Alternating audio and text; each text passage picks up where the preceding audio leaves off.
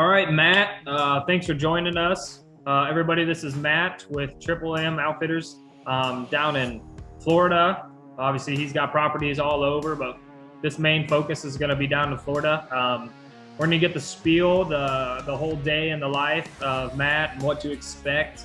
And we'll just go through all the questions that a typical hunter would ask an outfitter and what he would be worried about. First, again, welcome, Matt. Thanks for joining us. And the big question is kind of how long you've been outfitting or guiding and doing all this. I've been outfitting people and guiding for well over 30 years. I've been doing that as a legit business full-time for 20. Oh, nice. So, you know, a lot of time around the block a little bit. Yeah, I've spent a lot of time around alligators. Still got all 10 fingers? As of right now, yes. Nice. And then as far as in Florida, in that heat, where are you located? I am in Palm Bay, Florida. I am right on the East Coast. I'm 10 minutes from the beaches. So everybody's pretty familiar with Florida as far as like Orlando. I'm an hour southeast of Orlando, hour south of Daytona, just right on the East Coast. Like I say, we're 10 minutes from the beach. And just a little bit inland here, we've got a little over 30,000 acres of private ground that we're hunting right now. Oh, perfect. So it's definitely something that if someone wanted to do this hunt around kind of like a family vacation, definitely a doable thing. Basically everybody I've taken in the last couple of weeks, it's been husband, wife, kids. This is a very family friendly hunt as well. The wife and the kids can come along on this hunt. And at the same time, if they want to stay at the beach, my dad goes and hunts for a little bit, we're 10 minutes from them. Awesome. But it's absolutely family friendly. And I encourage the wife and kids to come along. They have a great time on the hogs and alligators both. That's awesome. Yeah. And as far as that goes, if the winner of this auction decided, hey, I want to buy a couple more tags for my wife, kids, friends, maybe even do a hog hunt, is that a possibility as well? Yep. Yeah, it can absolutely happen. What happens is the state comes out in the beginning of the year, a biologist will come out with me, we'll ride the ranches, he'll do a survey. I have zero input on it. It's all numbers that he crunches. So he'll do physical count, air temperature, water temperature. He's got a whole formula he has to go through. And at the end of the night, he'll tell me, okay, on this ranch, you're allowed X amount of tags. On that ranch, you got X amount.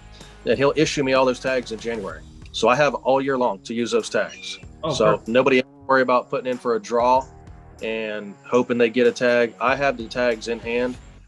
They just have to come hunt with me, purchase a $51 agent license, and that allows them to harvest alligators on my tags in my operation. So Awesome. it's all year long. We don't have to worry about any draws or anything. Tags are in hand, ready to go. Sounds like a heck of an opportunity. Yep. All right. So if somebody comes, from out of state somewhere and they're flying in, where would you want them to fly in? Is there a possibility that you're picking them up? Do they need to rent a car? What type of thing are you thinking? Okay. If they fly into Orlando, that's about an hour from me, of course. They'll need to get a car and drive over for that. If they want to fly into Melbourne Airport, that's airport code MLB, Melbourne Airport. That's 10 minutes from me. I can absolutely pick them up, drop them off there. So that's the two options that are close, Orlando and Melbourne. Easy enough. From there, go to their accommodations, their lodging. Obviously in this, it's going to be an extra fee for lodging, whether it's hotel, motel, friend's house, whatever it may be. And I know you mentioned previously that you're looking at maybe Airbnb is going to be a possibility. Yeah, that's been a big thing for clients here lately. We've had some big groups of guys come in and big families come in. I've got with an Airbnb property manager, and he gives me really good rates on his Airbnb rentals. He's got 12 properties. So we've got anywhere from a house with 3 bedrooms, 2 baths to houses that'll sleep 18 and 4 baths, pools, hot tubs. Oh, nice. Really? Way more privacy than a hotel, of course. But if somebody did want to just say just a couple were coming in or just somebody by themselves, more feasible to get a hotel room, I get you discounted room rates at the Holiday Inn Express here in town, and that is about 10 minutes from our hunting properties. So Perfect. And then you'd probably be able to pick them up or yeah, I just swing in, pick them up, and head to the ranch and go do what we do. And lots of entertainment here, lots of places to eat, so they don't have to worry about being kind of stuck out in the boondocks and being stranded. Like there's a lot of stuff right here local. awesome. As far as like you mentioned, food wise, is food going to be kind of on them when they're hungry? Go get something to eat, that kind of ordeal. Or? Yeah, kind of what we do is kind of how the day rolls is I pick you up first thing in the morning. We like to get something, most of the time the hotels will give you a breakfast there before you leave, or we can absolutely stop and get something. I like to do that first because I don't know what we're going to get into. If we get on a big gator and we need to wait him out, or we could be stuck there for a little bit. Most of the times the hunts actually happen relatively quick, but you never know, right? So we kind of want to be prepared. We'll bring some drinks and some snacks with us, but if it gets on up in the day and we haven't got what we needed to get done yet, we'll run and get lunch somewhere. Like I said, we're pretty centrally located, so we have a lot of options. If we need to take 30 minutes and go grab some sandwiches or sit down somewhere, it's absolutely not a problem, and get back after it. So it's really nice to be centrally located like that, where we have so many options. Perfect. No, that sounds fun. As far as, the hunting experience itself, what are they going to be looking at? Is it going to be high weeds that they're going through? Then you look at dance constantly. It's going to be hot, going to be cold. It can be a little bit of everything. Just depends on when they come. During the summer, like right now, we're running probably 85 to 90 degrees during the day, 70s at night. They can come during the winter time here. We don't get extreme cold, but it's not uncommon to be 40, 50 in the morning, 70 during the day. So nothing extreme. The type of places that we're hunting in, we have such a wide range of terrain here. We could be hunting on agriculture farms. We could be hunting on cattle ranches. We could be hunting in orange groves. We really just don't know. There's no telling where we're going to find the gator that they're looking for. During the summer, it's not uncommon for guys to wear shorts, maybe like some low-cut hiking boots, something comfortable, something that, if you want to might get a little wet, might get a little muddy.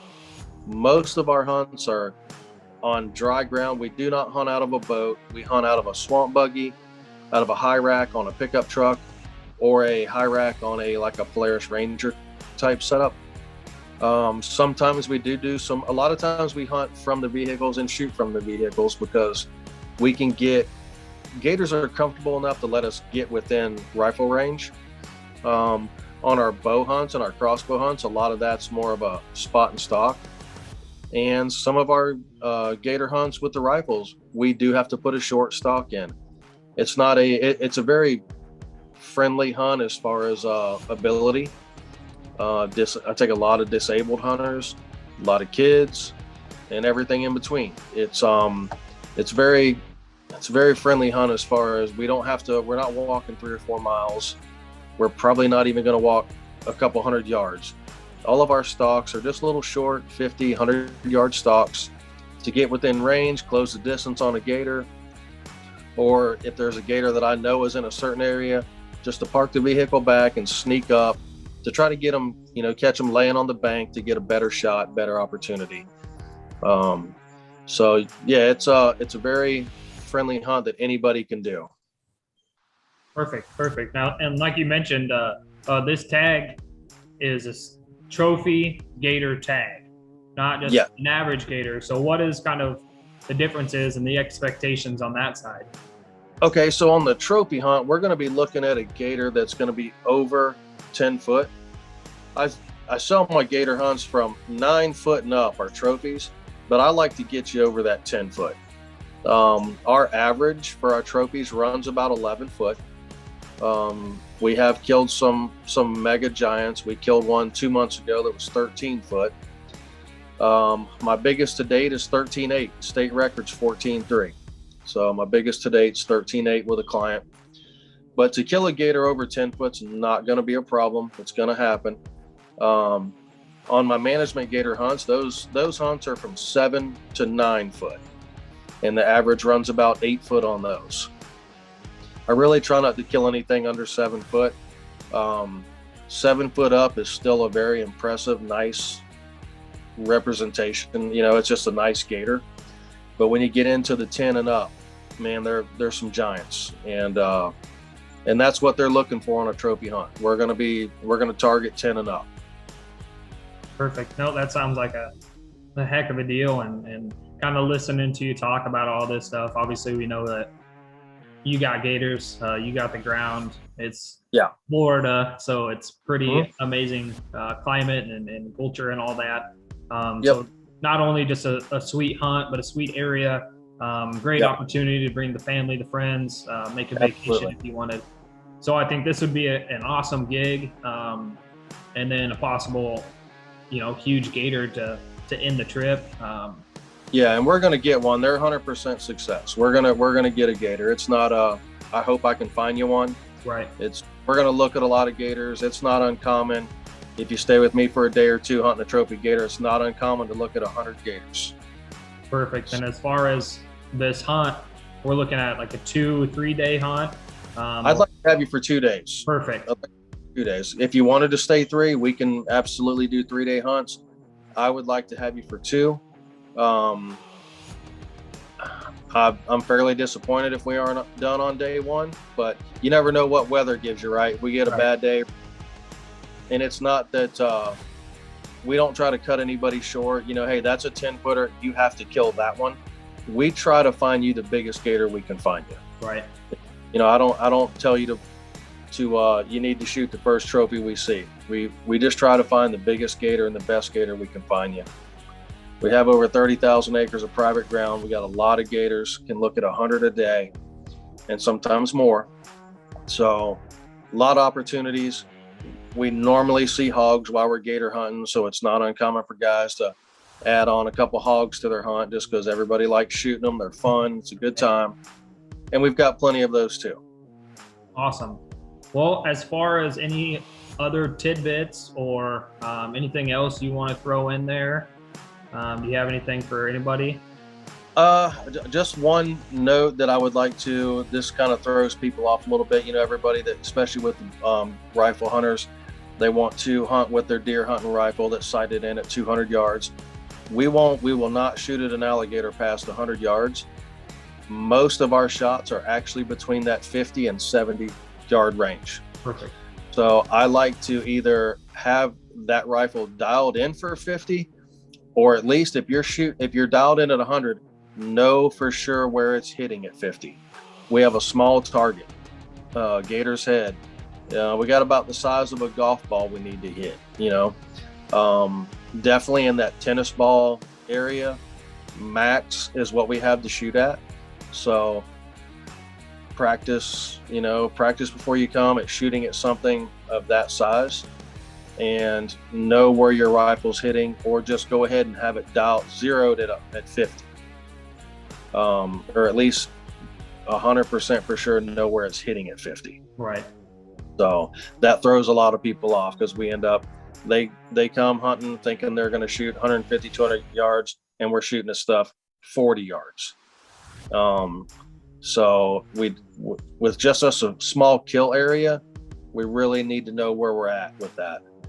For as far as bow hunters, that 20 to 30 yard range on a bow is pretty standard. With the gun, that 50 to 70s average. We'll have shooting sticks, shooting bags. If they don't want to travel with that, it's okay. And if anybody wants to kill one with a rifle and they don't want to travel, they want to travel light and don't want to worry about bringing their guns and all that, we have guns that we offer to gator hunt with. Our guns, our ammo, no charge, and they're dialed in, ready for what we do. They're welcome to use them, but they're absolutely welcome to bring their own. Perfect. I think that hits everything. I would feel very comfortable bidding, hunting, working with you guys after this, especially You hammered out all the questions. I think I'm good as far as anything that I would want to know. Yeah. Obviously, you're a great guy to work with. I would love to come hunt with you someday. Yep. And I'm interested to see how this auction pans out. And good luck to everybody that's bidding on this. And I'm definitely going to follow up and be in contact with see how this hunt turned out. Yeah, and like I say, we're I think I mentioned this earlier. We're 100% success, so it's not like nobody's gambling on. Man, I wonder if we're going to see one or find one. We've been 100% for 20 years, and we average about 100 to 125 gators a year. So, yeah, let's see what it does. Look forward to taking one of your hunters out here and getting him a big alligator and showing you what we can do. Yeah, me too. Well, again, thank you very much.